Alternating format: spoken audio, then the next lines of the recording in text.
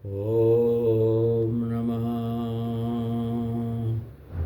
गुरुचरणकमलेभ्यो नमः। श्री सद्गुरुदेवाय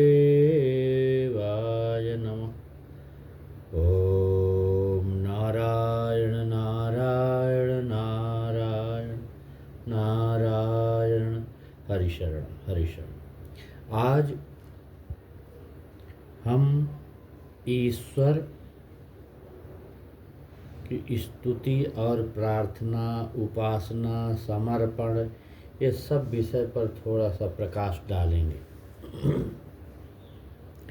ईश्वर की स्तुति, प्रार्थना, उपासना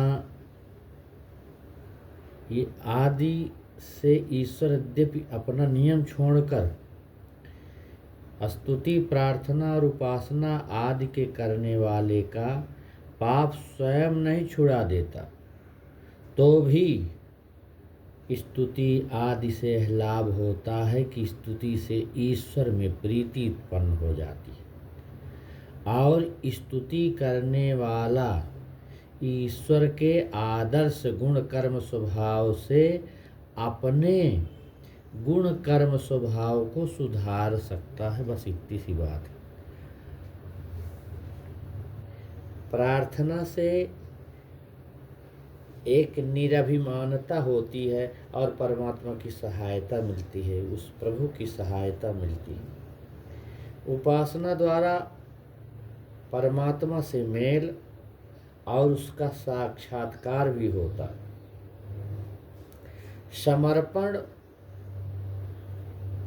द्वारा ईश्वर के प्रति सर्वस्व समर्पण करना होता है, अर्थात अपनी आयु, प्राण, कर्म फल आदि को ईश्वर की सेवा और उसकी आज्ञा के पालन में समर्पित कर देना चाहिए। अपितु ईश्वर की प्रसन्नता के निमित्त अपने सब सांसारिक तथा आध्यात्मिक कर्मों और जो भी कार्य है, कर्म फल हैं, परमेश्वर परमपिता परमात्मा ईश्वर प्रभु को देना, समर्पित कर देना। जो मनुष्य, जो प्राणी अपनी सब चीज़ें उस परमात्मा के अर्थ समर्पण कर देता है, उसके लिए परम कारुणिक परमेश्वर सब प्रकार का सुख दे देते हैं। ये भाव। स्तुति के दो प्रकार, उसी के तदनुसार यत्न भी हैं। स्तुति दो प्रकार की होती है, एक सगुण स्तुति और दूसरी निर्गुण स्तुति। आप शुद्ध हैं, सर्वज्ञ हैं, सनातन हैं, इस प्रकार की स्तुति सगुण स्तुति कहलाती है। ऐसा करना कि आप सगुण हैं, आप शुद्ध हैं, सर्वज्ञ हैं, सनातन हैं, ऐसी जो स्तुति की जाए वो सगुण स्तुति कहलाती है। क्योंकि इस प्रकार की स्तुति में ईश्वर के उन गुणों का वर्णन किया जाता है जो गुण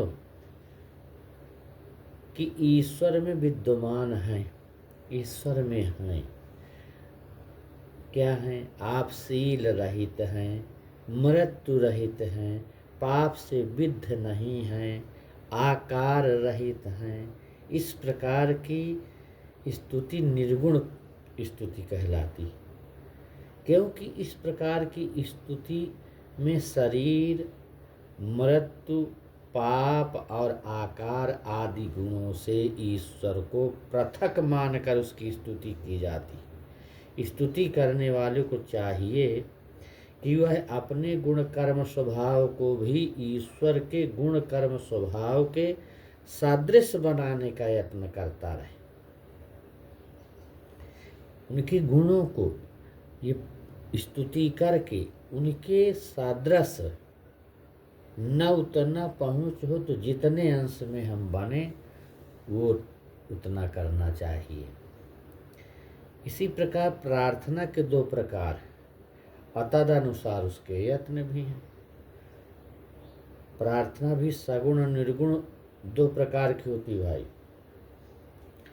भक्त ईश्वर को जिस सद्गुण से युक्त जानता है, उस सद्गुण से अपने आप को भी युक्त करने की प्रार्थना को सगुण प्रार्थना कहते हैं। भक्त ईश्वर को जिस दोष या दुर्गुण से पृथक जानता है, उस दोष या दुर्गुण से अपने आप को भी पृथक रखने की प्रार्थना को निर्गुण प्रार्थना कहते हैं। इसको ध्यान से सुनने लायक चीज है ये। जो मनुष्य जिस बात की प्रार्थना करता है उसे वैसा व्यवहार भी करना चाहिए। जैसे कोई सर्वोत्तम बुद्धि की प्राप्ति के लिए ईश्वर से प्रार्थना करता है तो उसे चाहिए कि वह जितना अपने से प्रयत्न हो सके अपनी बुद्धि को सर्वोत्तम बनाता भी रहे, पैनी बुद्धि बनाता भी रहे, अर्थात अपने प्रयत्न और पुरुषार्थ के उपरांत ईश्वर से सर्वोत्तम बुद्धि की प्रार्थना करना उचित है। पहले अपना प्रयत्न यत्न करे। केवल ईश्वर से कहने सुनने से नहीं होगा, जब तक यत्न नहीं करेगा, प्रयत्न नहीं करेगा। पहले स्वयं का प्रयत्न। जैसे पुरुषार्थ करते हुए पुरुष की सहायता दूसरा भी करता है, लेकिन पुरुषार्थ तो करता है ना, तब दूसरा की सहायता मांगता है और वो करता है। और ऐसे धर्म से पुरुषार्थी पुरुष की सहायता अगर वो चाहता है तो ईश्वर फिर करता है। जैसे अपना कार्य की पुरुषार्थ करता है अपना काम और फिर किसी की सहायता मांगता तो दूसरा उसकी सहायता करता। अगर वो यत्न प्रयत्न नहीं करता तो उसकी सहायता कौन करेगा कर्मण्य की। उसी प्रकार धर्म के कार्य को जब व्यक्ति चलता है लगता है तो फिर उनकी सहायता ईश्वर भी करते हैं, परमात्मा भी करता है। परंतु ईश्वर से ऐसी प्रार्थना न करनी चाहिए कि हे ईश्वर आप मेरे शत्रुओं का नाश करो, मुझको सबसे बड़ा करो, मेरी ही प्रतिष्ठा हो और मेरे अधीन सब हो जाएं, इत्यादि बहुत सारे। ऐसी प्रार्थना ईश्वर स्वीकार नहीं करता, क्योंकि ईश्वर उपकार करने की प्रार्थना में तो सहायक होता है, हानिकारक कर्मों में ये सहायता नहीं होती है। इस प्रकार की प्रार्थना ईश्वर को स्वीकार नहीं है। तो उपासना के दो प्रकार हैं। अभी आप स्तुति के दो प्रकार, प्रार्थना के दो प्रकार, उसी प्रकार से उपासना भी दो प्रकार की। उपासना भी दो प्रकार की होती है, एक सगुण उपासना और निर्गुण उपासना। सर्वज्ञत्व आदि गुणों के साथ परमात्मा ईश्वर प्रभु की उपासना करनी सगुण उपासना है। ये सगुण उपासना। सर्वज्ञत्व आदि गुणों के साथ ईश्वर की उपासना करनी सगुण उपासना। द्वेष रूप रस गंध तथा स्पर्श आदि गुणों से ईश्वर को पृथक मानकर उसमें दृढ़ स्थित हो जाना कि इनमें ईश्वर नहीं है, ये निर्गुण उपासना। उपासना का अर्थ है समीप स्थित होना, उपसमीप, आसना स्थित होना। उप माने समीप, आसना माने स्थित होना। जब उपासना करना चाहे उसकी रीति है कि जब उपासना करना चाहे तब शुद्ध एकांत देश में जाकर आसन लगा, प्राणायाम कर, बाह्य विषयों से इंद्रियों को रोक कर और मन को नाभि प्रदेश में या हृदय या कंठ, नेत्र, शिखा में अथवा पीठ की हड्डी के मध्य स्थान में स्थित कर ईश्वर की स्तुति, प्रार्थना, उपासना को बार बार करके अपनी आत्मा को भली भांति ईश्वर में लगाकर उसमें मगन हो जाए। इस प्रकार उपासक का आत्मा और अंतःकरण पवित्र होकर सत्य से भर जाएगा, परिपूर्ण हो जाएगा, और उपासक नित्य नए नए ज्ञान विज्ञान बढ़ाकर मुक्ति तक पहुंच जाता है। जो उपासक 8 प्रहर 3 घंटे में एक घड़ी भर 24 मिनट में 24 घंटे या 24 मिनट इस प्रकार ध्यान करता है, वह सदा उन्नति को प्राप्त करता है।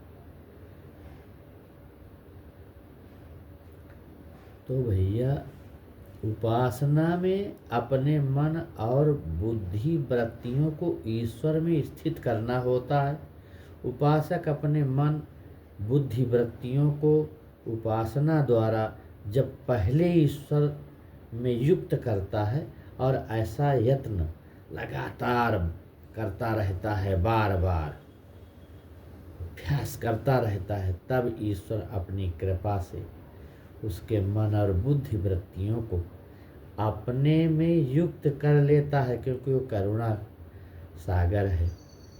वो अपने में युक्त कर लेता है परमात्मा। वो प्रभु दयालु है। जब वो बार बार यत्न करते हुए साधक को देखता है तो फिर वो अपने में युक्त करने लगता है। तदनंतर उपासक ज्योति स्वरूप ईश्वर की ज्योति का साक्षात्कार कर लेता है। उपासना योग द्वारा मन शुद्ध होकर प्रभु के प्रकाश को प्राप्त हो आनंद लाभ करता है। इसमें अंतर्यामी उस परमात्मा ईश्वर अपनी असीम कृपा से जो योग अभ्यास करता है, जो ऐसा योग से युक्त हो करके उसकी आत्मा में महाप्रकाश परमात्मा प्रकट कर देते हैं। इसके लिए आवश्यक है कि अभ्यासी सच्चे प्रेम और भक्ति से ईश्वर की उपासना किया करे। साथ ही मंगलमय परमात्मा से प्रार्थना भी करते रहना चाहिए कि हे प्रभु, आपकी कृपा से हमें उपासना योग प्राप्त हो। आपकी कृपा से हमारी 10 इंद्री 10 प्राण मन बुद्धि चित्त अहंकार विद्या स्वभाव शरीर और बल, ये 28 हमारी शक्तियाँ कल्याण मार्ग में चलती रहें, प्रवृत्ति रहें। हे प्रभु, आप कृपा दृष्टि से हमें सदा देखिए। हम लोग आपको सदा दंडवत प्रणाम करते हैं प्रभु। उपासना का फल यह भी है कि जैसे शीत से आतुर मनुष्य का शीत अग्नि के पास जाने से कैसे निवृत्त हो जाता है, शीत ठंडी कैसे दूर हो जाती है, वैसे ही ईश्वर के समीप स्थित होने से जीव के सब दोष दुख बंधन सब छूट जाते हैं और जीव ईश्वर के गुण कर्म स्वभाव के सदृश पवित्र गुण कर्म स्वभाव वाला हो जाता है। साथ ही आत्मा का बल इतना बढ़ जाता है कि पर्वत के समान दुख प्राप्त होने पर भी मनुष्य जरा सा भी नहीं घबराता। उपासना मुक्ति का सर्वोत्तम साधन है। इसी प्रकार से समर्पण के स्वरूप का वर्णन इसका भी बताया है कि स्तुति प्रार्थना उपासना के न करने में दोष क्या होता है। जो ईश्वर की स्तुति प्रार्थना उपासना नहीं करता वह कृतघ्न और महामूर्ख है, ऐसा शास्त्र में कहा है। क्योंकि जिस ईश्वर ने जगत के सब सारे पदार्थ हमारे सुख समृद्धि के लिए दे रखे हैं, उनका गुण और उपकार भूल जाना उस परमात्मा ही को न मानने के समान है। यह कृतघ्नता और मूर्खता है। स्तुति प्रार्थना आदि के कतिपय स्वरूप क्या है। ओम सहना भवतु सहनौ भुनक्तु सह वीर्यं करवावहै तेजस्विनावधीतमस्तु मां विद्विषावहै ओम शांति शांति शांति। कहते हैं कि हे प्रभु, हे सर्वशक्तिमान परमात्मा ईश्वर, आपकी कृपा, रक्षा और सहायता से हम परस्पर एक दूसरे की रक्षा करें। हे पालन करने वाले, आपके अनुग्रह से हम सब परम प्रीति से मिल करके और एक अच्छी सर्वोत्तम, एक ऐसी सर्वोत्तम ऐश्वर्य और चक्रवर्ती राज्य आदि द्वारा आनंद को सदा भोगें। हे कृपा निधे, आपकी कृपा से हम एक दूसरे के सामर्थ्य को सदा बढ़ावें।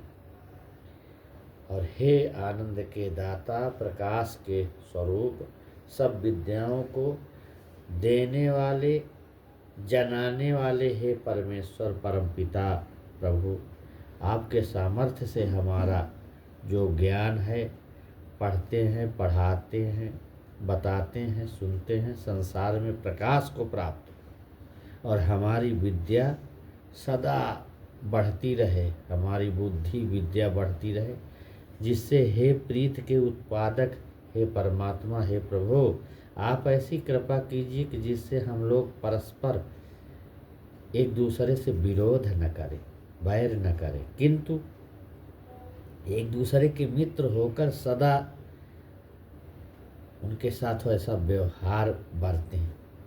हे भगवान, हे प्रभु, आप अपनी करुणा से हम लोगों के तीनों तापों को शांत कीजिए। दैहिक, दैविक, भौतिक तीन ताप है ना। इस प्रकार से आध्यात्मिक ताप जो ज्वर आदि से होने वाला शारीरिक ताप है, और आदि भौतिक ताप जो कि दूसरे प्राणियों द्वारा कष्ट और क्लेश प्राप्त होता है, और आदि दैविक ताप जो कि मन इंद्रियों के विकारों से उत्पन्न होते हैं। इन तीनों तापों को आप शांत करिए प्रभु।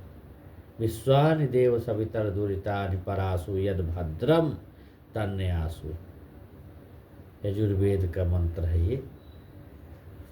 हे देव, आप सूर्यादि सकल जगत और वेद विद्या जो है, ये इसका प्रकाश करने वाले तथा सब आनंदों को देने वाले हे सर्वशक्तिमान, आप सकल जगत के उत्पादक हो, कारण हो। हमारे सब दुखों को दूर करिए, दुर्गुण को, दुख को अपनी कृपा से दूर कर दीजिए नारायण।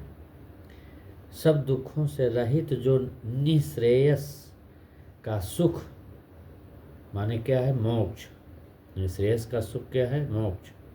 और जो सही सही की विद्या हो, क्योंकि आजकल बहुत भारी विद्या है, असत्य विद्या है, अविद्या है, इसका तमाम लेयर चढ़े हैं। तो हमें वो सत्य सत्य जो बुद्धि विद्या की प्राप्ति द्वारा हमारा सुख का अभ्युदय हो। चक्रवर्ती राज, इष्ट मित्र, धन, पुत्र, स्त्री और शरीर से अत्यंत सुख का होना है। खूब राज्य मिले, खूब धन मिले इष्ट मित्र को, शिष्य को, पुत्र को, स्त्री को, शरीर से अत्यंत सुख का होना। इन दोनों प्रकार के सुखों को आप हमारे लिए सब दिनों में, सब दिन हमें प्राप्त कराएं। ये प्रार्थना, स्तुति ईश्वर की। ओम। इस प्रकार से भगवान की कृपा से ये स्तुति प्रार्थना का हमने बताया है, तो यही आपको करना चाहिए। ओम शांति शांति शांति।